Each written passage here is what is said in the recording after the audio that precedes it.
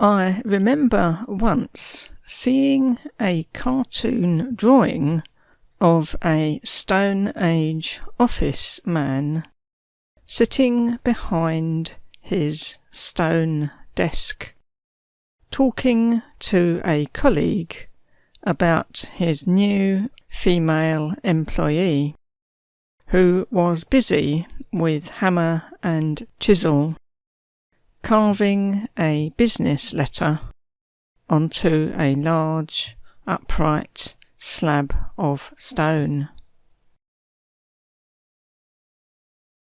Smashing new secretary, just look at her biceps.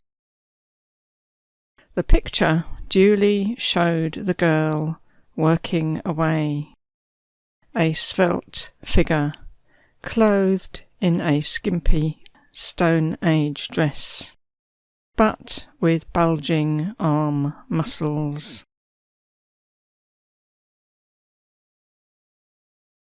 All three characters were smiling widely in satisfaction with the situation. I longed to tell them how it could all be done so much more quickly with different materials. All my sentences would begin with the word but. But you could make a pen from a feather, or a brush from a splayed twig. But you could make ink out of soot. But you could make a writing surface from hides, bark, clay, or wax. I think maybe they would reply that they already have sufficient technology and skill to get the job done in the time frame that they are used to, and that I am indulging in flights of fancy that have no place in their world.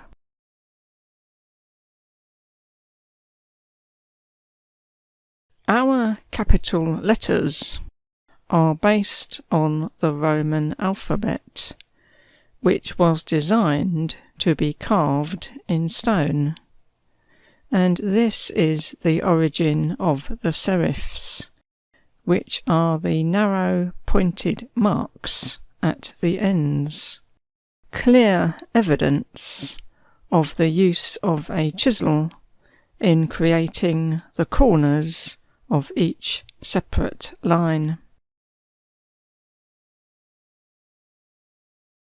Stone inscriptions and carefully produced illuminated manuscripts do not always reflect the handwriting style of the day, which would have been a much more cursive version, using reed pens, quills, or brushes on papyrus, parchment, vellum, or paper. Throughout history, people have also used fragments of broken pottery, which provided a small but smooth surface for short notes. The letters changed over time in order to represent the different languages for which they were used.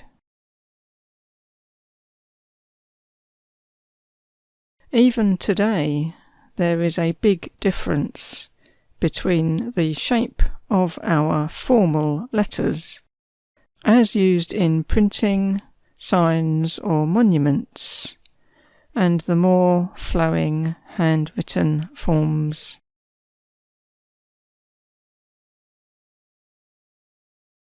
Computer and database users look back in amusement at the typewriter and the card index system.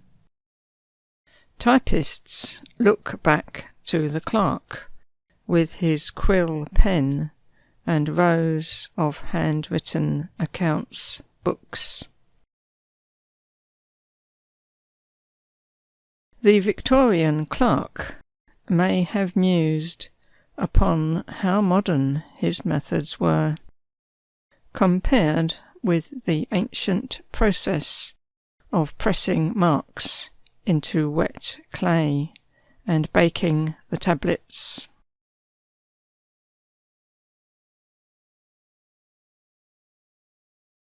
As a shorthand writer, you may recognise this as how you now feel about longhand.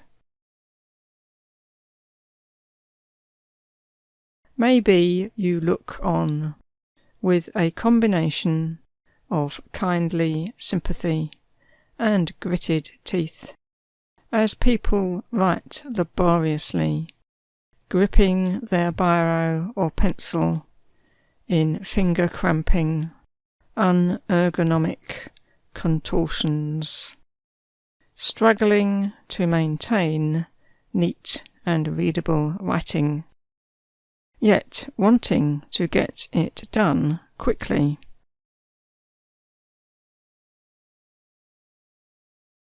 The joined-up longhand that we so eagerly awaited permission to use at school has now been surpassed in speed and convenience by our new shorthand skill, and we are in the wonderful position of having a choice, depending on the purpose of the writing.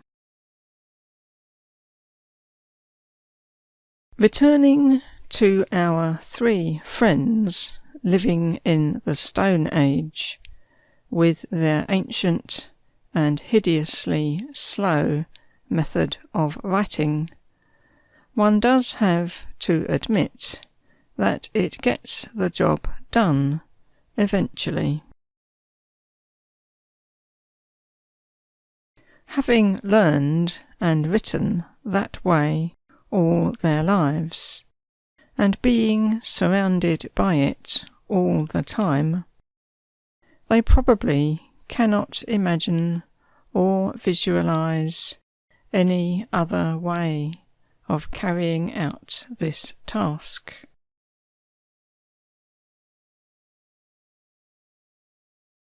They may have some inkling that time is slipping through their fingers, that more could be done if only the inscriptions were easier to produce.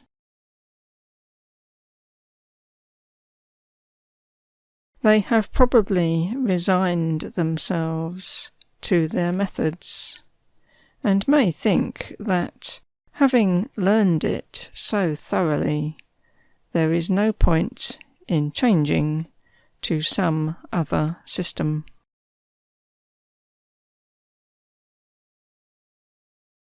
They cannot imagine that the time and energy spent mastering another way of writing could be redeemed by any saving that would be made. They use their system through blunt necessity, and they do not have a choice of ways to write. But maybe this is a little harsh on them, and it could be that they are really just the same as us, willing to jump enthusiastically on any new invention that might get them ahead of their competitors.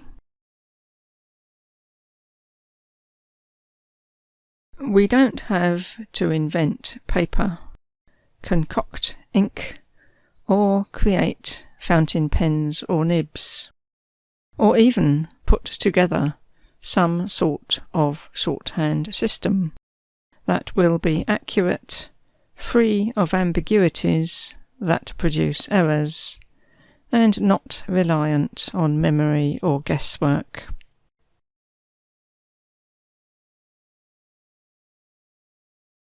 All this has been done for us over many years, and is in our toolbox of useful equipment, waiting to be picked up and used. I think I shall reserve the Stone Age for just the occasional flying visit, and I will take my pen and pad with me in case I get the chance to win them over with a demonstration. I just hope that I don't find a half-ton letter from them crashing through my letterbox.